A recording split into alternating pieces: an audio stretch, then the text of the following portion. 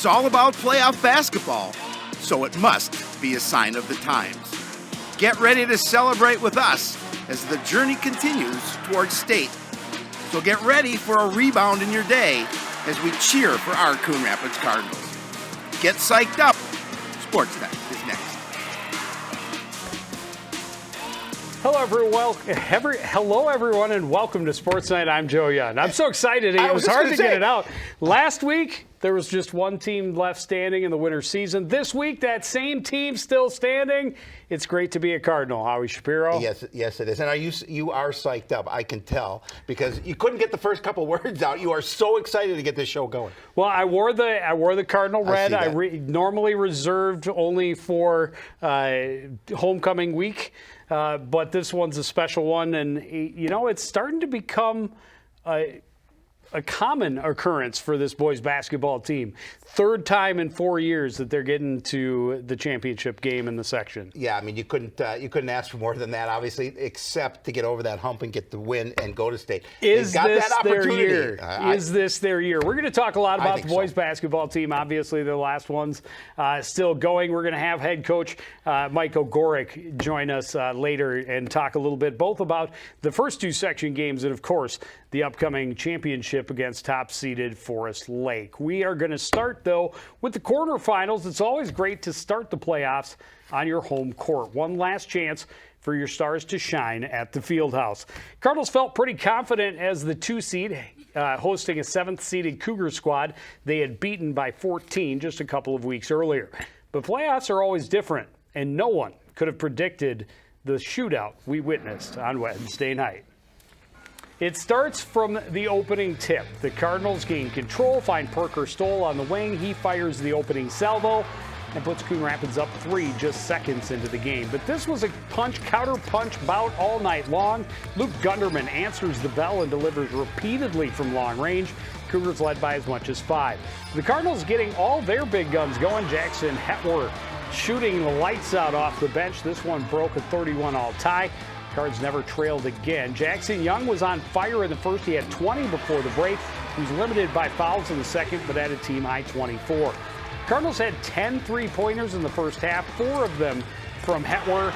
Cardinals led by as much as 17, but the Cougars had 11 three-pointers in the first half, including this ridiculous three-quarter court buzzer beater by Gunderman.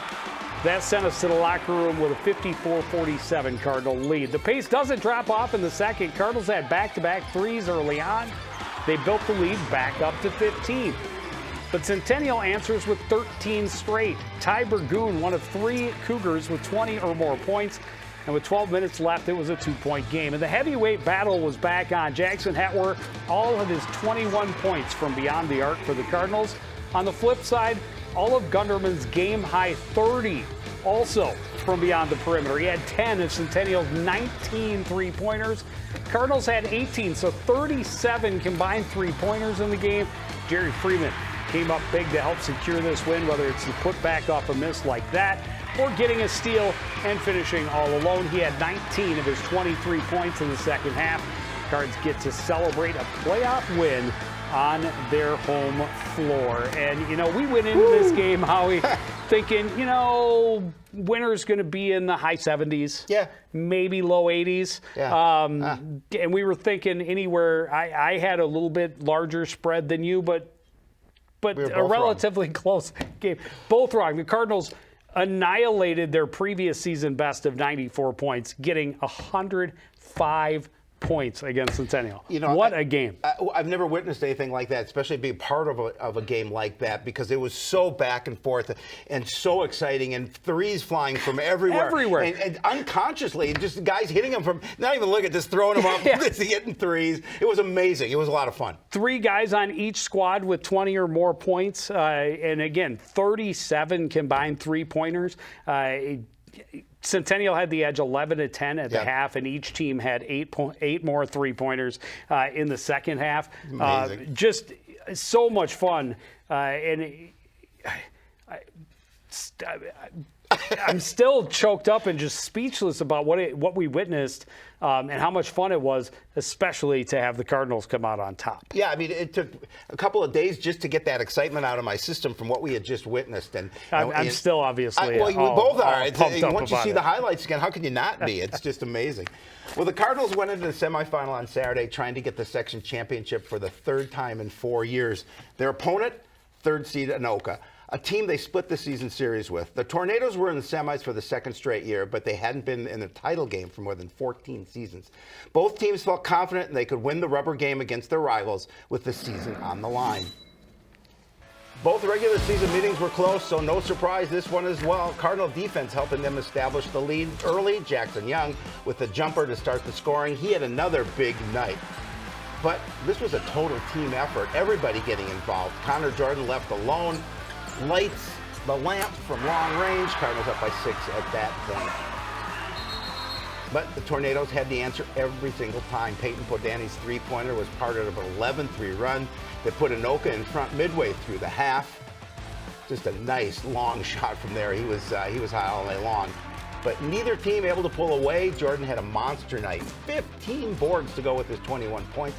Kicks this one out to Hetwer, who hits a three that tied the game at 32. All going into the break. Well, the Cardinals got the fast start in the second. Their Tornadoes trying to keep pace. Podani with another big three, long-range shot, drops there. But that was their only basket in the first 5 minutes. The Cardinals building the lead with a 15-3 run. Tony Belpedio with a great pass to Young for the easy bucket. Cards up by a dozen. Anoka was able to respond with a run of their own and get themselves back within a basket. Dre Ellis's shot here was one of 8 Tornado three-pointers in the second half. 8. That was incredible output there. Cardinals, they didn't have quite the night they had against Centennial, but they still had 10 from beyond the arc. Belpedio's basket, part of 12-point game for him, one of 5 Cardinals in double digits. But the Tornadoes have the answer every time. Trey Borchers with a bucket from the corner kept it a one-possession game. Jerry Freeman, he had 10 points in the game. He also had 12 assists, including this no-look beauty that underneath the Jordan. Look at that pass. And the finish, the bucket. Cardinals were able to get a little breathing room late. Freeman, again, this time he finds Young for the quick jumper. Nice pass there. Young had a team-high 22 as the Cardinals advance with an 82-67 win over crosstown rival Anoka. It was great to see them get the separation, a little breathing room, but never an easy win when you see really anybody in the Northwest Suburban Conference. But the fact that they were able to pull away and never trail again after gaining that lead early in the second half. Well, give Anoka credit, too, because when the Cardinals did build up their lead, they found a way to whittle it down. But in the end, you're right, Coon Rapids prevailed. They did a good job, a better job pulling away and getting the win. Well, and it was, again, a total team effort. All 5 had 5 guys in double digits. Jackson Hetwer, who had 21 against Centennial, only had 3, just the 1 bucket. It was a big one right there at the end of the half. But maybe a little nicked up. Hopefully he's back 100%. They're going to need everybody against Forest Lake. But I think, and as we talked about it when we first saw the seedings, this was the best possible way for the bracket to work out in the Cardinals' favor.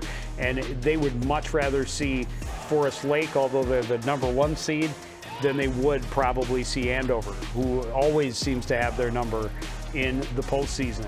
And we talked about it. Cardinals have been here before, right? Third trip in 4 years. What does it take to get to that next level? It's only happened once in school history. In 1983, the Cardinals lost the state championship game in overtime to Woodbury. That's their only trip, 1983. They're hoping. It's time to reverse that trend. 40-plus, it's been a 40-year wait. Can they break it this week, this year? We will soon find out. Can't wait. Championship at Princeton High School on Thursday night. We will have coverage for you. But before that, we're going to get to talk to the big man, Coach O, Mike Ogoric, joining us in studio right after a break. Stay with us. Princeton, nice hands, drives and scores.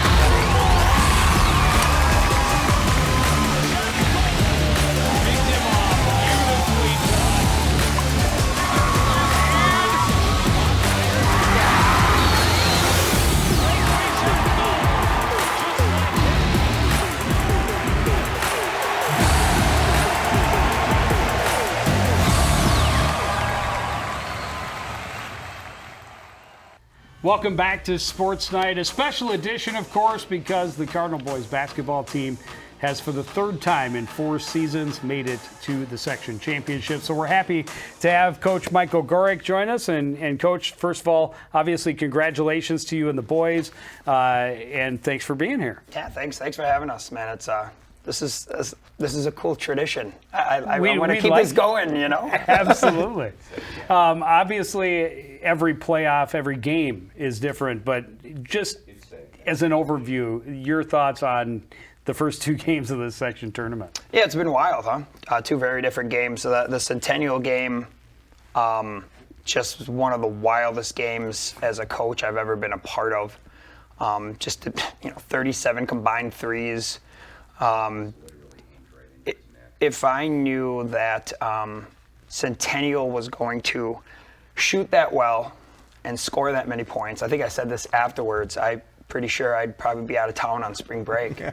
But our guys did a great job of adjusting to the different defensive looks we had there, and we really played with a lot of confidence that week at practice. Like, we just couldn't miss. That doesn't always portend to game results, but it did Wednesday night, and that's a great thing. The Anoka game was everything we thought it would be. The Anoka game felt very much like the senior night game, which was a great atmosphere for us. That senior night game felt like a playoff game. The gym was packed. A lot of the other schools were watching to see, hey, who are we going to be playing in the playoffs? Cambridge was there, Forest Lake was there, and I told the boys that, this is like a playoff game. And that helped us because Saturday felt very much like it. Tied at halftime, we were unfazed. We're like, okay, well, last week we were down 7 and we were okay. So, fun, wild ride. Every journey is unique, but I think we're playing really good ball right now, and, let's keep playing good ball. I was thinking of a word that come up with those 2 games for your squad, and resilient is something that I came up with. I thought that they did such a good job of, anytime they faced some adversity, of coming back from it. You go and talk in that Anoka game.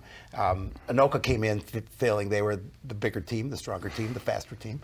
They felt that they had an opportunity to go in, and even he talked about that at halftime. They were able to cut into that lead against Anoka, but you guys didn't look back, and I thought they just really played with a lot of confidence and a lot of grit, and it was fun. For sure. I think that's a big thing for this group coming off of last year. I go back to the end when we lost our playoff game last year. In the locker room, it's this is the weirdest end of the season locker room speech I'll ever have, because all you guys are back. Right? Not all of you may be in this room because, there's going to be cuts or people going to make decisions, but ultimately the core of this group is back. And a big thing for us from the offseason on was we got to be tougher, physically. Mentally, we got to be tougher too. We did a lot of good things as the year went on, but how do we roll into this year with the toughness that we need? And we had some moments in the year that really allowed us to really grow and develop. A couple games sort of under the radar, I'd say St. Cloud Apollo. It's just a really weird game for us, a weird spot, a long ride.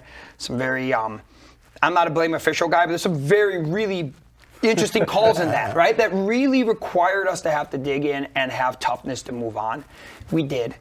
I think of the Cambridge-Sandy game was a good wake-up for us of hey, we're all right. We just went on the road with the Cambridge here, who's supposed to be a top 3-4 team in our section and did well. And I also think back to the Forest Lake game.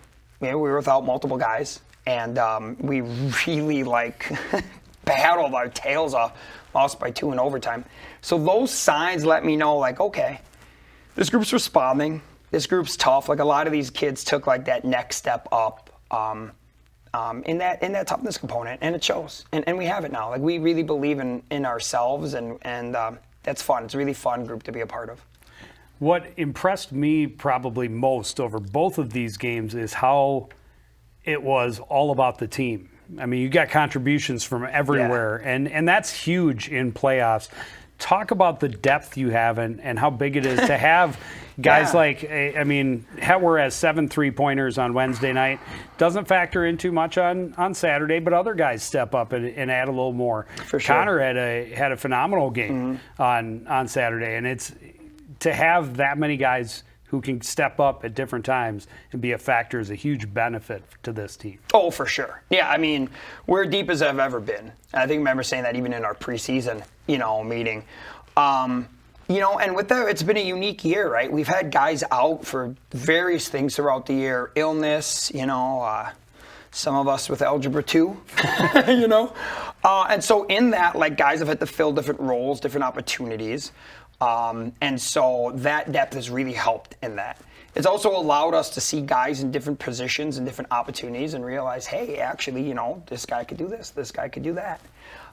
So we're really lucky, and it's it's a tough. I'm a hot hand guy, and that doesn't always mean like a hot shooter. What I mean is, like, if this group is clicking in, we're gonna ride them a lot of times. And I go back to senior night, and I go back to the second half of Anoka. Like, we knew that defense was gonna be the key to us winning that game, and that group that was in was just playing just tenacious D. We're just playing really great on D, and it's like I gotta stick with the hot hand there. So you tell some of the seniors after, and our attitudes were great and all that, but I'm like, gentlemen, like, you never know when your number's gonna be called. Like, just you gotta always be ready and be prepared. And who knows? I pulled Hetwer aside. I know we're playing a lot in the second half, but I'm like, we're not here if it's not for you. Right. Like, you're shooting. Absolutely. If you didn't shoot the way you did, like, we're not even at this moment. And for him too, unfortunately, side note, like, he tweaked his ankle and shoot around Saturday morning too, so that that limited him a bit as well. But he was shooting very well today. Yeah, that's good to hear. Well, that's a good thing. Sign, that's a good to hear. So expand a little bit on that. So I look at guys. We always talk about Jackson Young and Jerry Freeman, sure, and rightly so. But talk about a guy like Parker Stoll, or who I'm really impressed with is Tony Belpedio. Yeah. I rewatched the game. And that is my Mr. Hustle. Yeah, I rewatched the game. That guy moves. I love him. I kind of focused on him, especially, and his defense, and the way he got himself involved. He's unselfish, but he also contributed offensively. Yeah, Tony's a dude. Like, Tony is, man, his journey is so fun. He was, as a sophomore, we tend to call guys up in the middle of the year. So stuff happens. Guys get hurt. Sometimes, like, our standards are our standards, right? You got to be a student. You got to go to class. Sometimes kids struggle with that, right? So that's going to open up opportunities. Tony was a kid his sophomore year. Schumann was on me. And I got to give Schumann credit here, as much as, he doesn't want praise. But it's like, I like that redhead kid over there, man. That kid, he's smart. He knows what's going on. Let's pull him up to practice. And it was just simple. I mean, even as a sophomore, just on the JV, like, he's a good scout team kid. Goes hard. He's relentless. And as the game has gone, he's just such a smart kid. Like, offense and defense, I sort of call him, like, he's like our seafoam, right? Like, it may not be the gasoline itself, right? And he's going to go somewhat unnoticed, but without him, that engine is not running smooth. He's a great passer. He understands always where to be spacing on offense, knows when to cut. Defensively, he's like my Swiss Army knife. He could play anywhere. I mean, in our zone, any spot. He's tough. He's willing to take a charge. And he's also a fantastic locker room guy. Like, he's one of the funniest kids I've coached in my 11 years here, for sure. Great kid. I think of Parker. You mentioned Parker. And Parker was a kid early in the year where we're like, he was hurt early on. Like, yeah, he's a big piece to the team. And, I know some people are like, really? Who? Parker's story is great. So Parker, as a kid, his sophomore year got cut from our sophomore team. And he just worked on his game, got stronger. Junior year, so the summer before junior year, man, this kid can do some things. This kid's a playmaker. Wow, he's bold, right? Makes it his JV.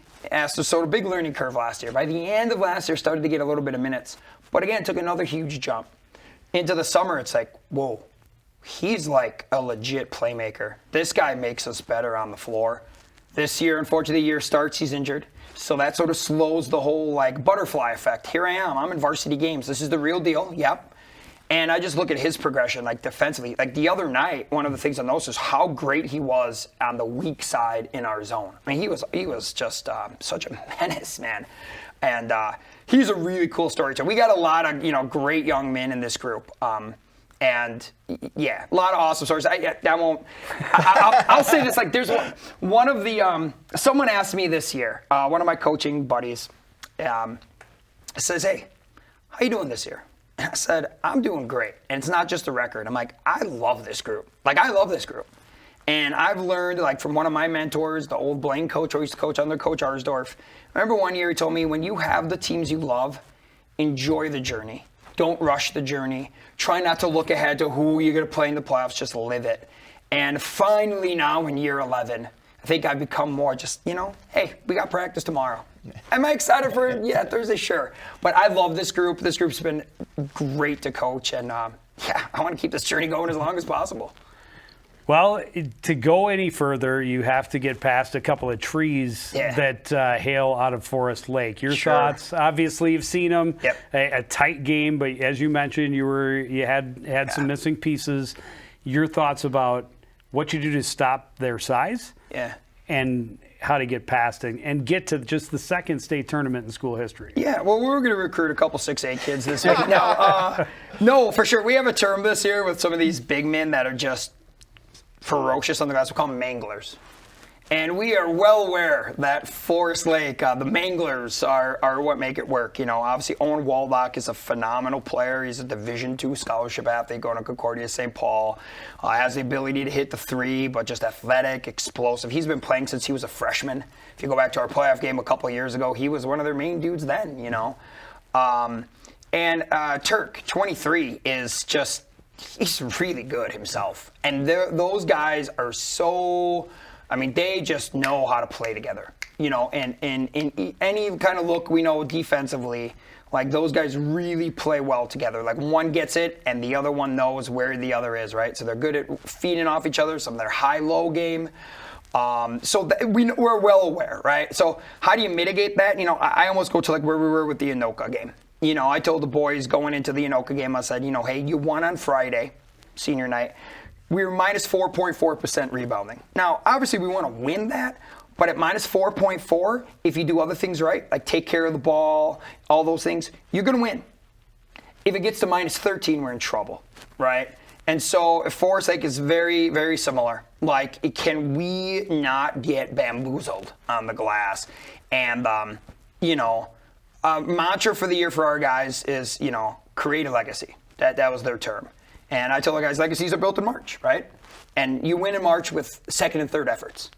And that's been a big thing for us as we've played a lot better ball here. I'm like, I want to see those second and third efforts. And that's going to require that. So, how do we tip it away? We tip it away so he doesn't get it. Okay, here's this loose ball.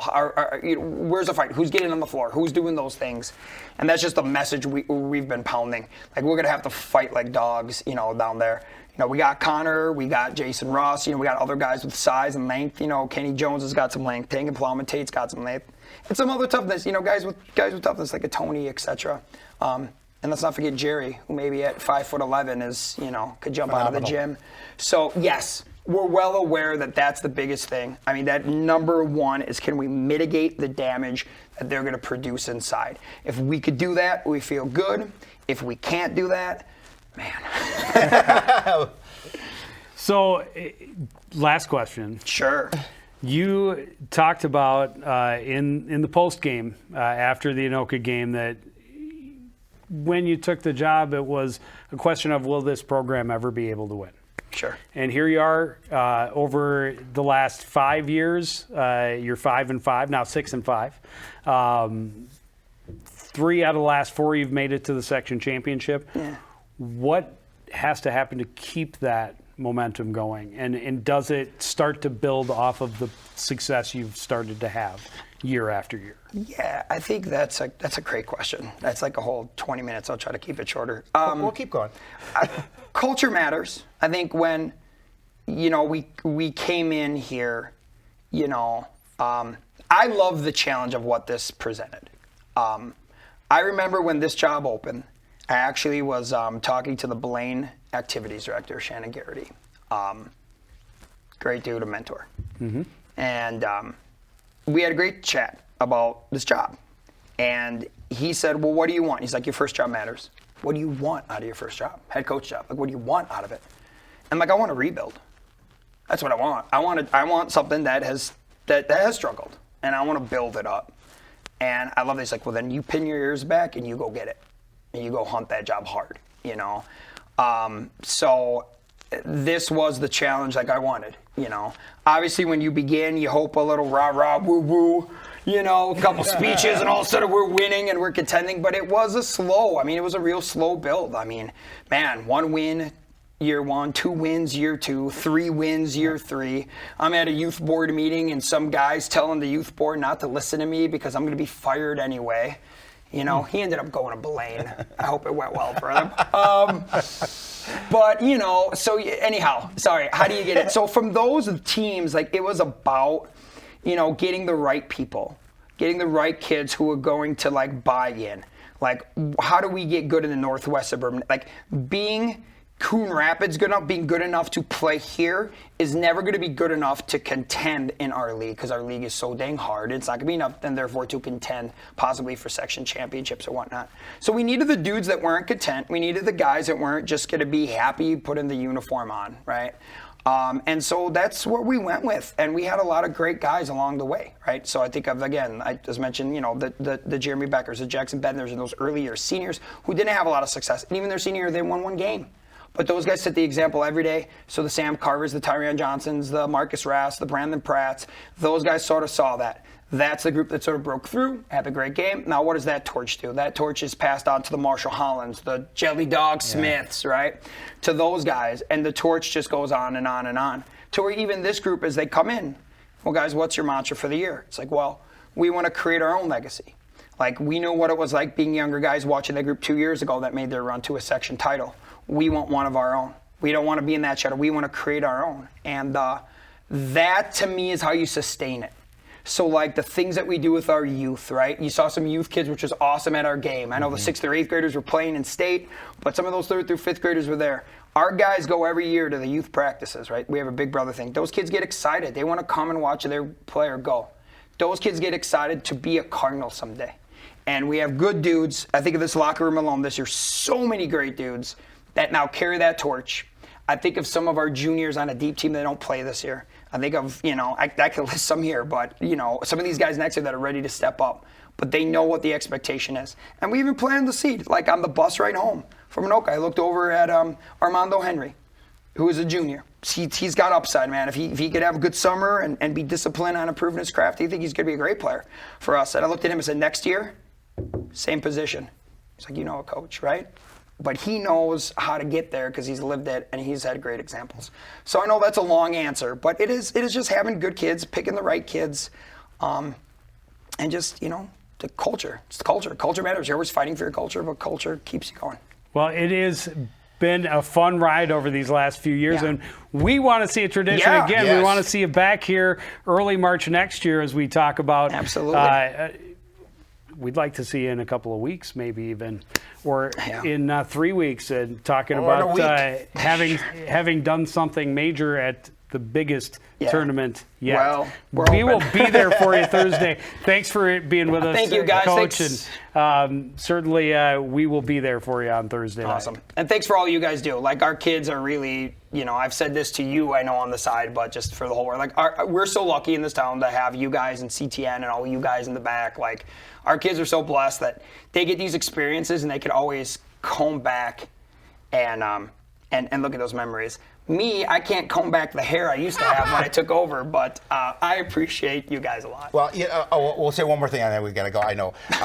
But, however, when Connor got his interview, he was so excited. He said, I did it. He got the opportunity to get an interview. And that's the kind of thing that we love to see. It made my heart feel so warm and so exciting, the fact that he was so excited to come on CTN and be a part of it. Well, we're hoping for some more interviews here on Thursday. we hope to be there to witness something historic. Good luck to you. Appreciate Good luck to all the boys. Thanks for being with us.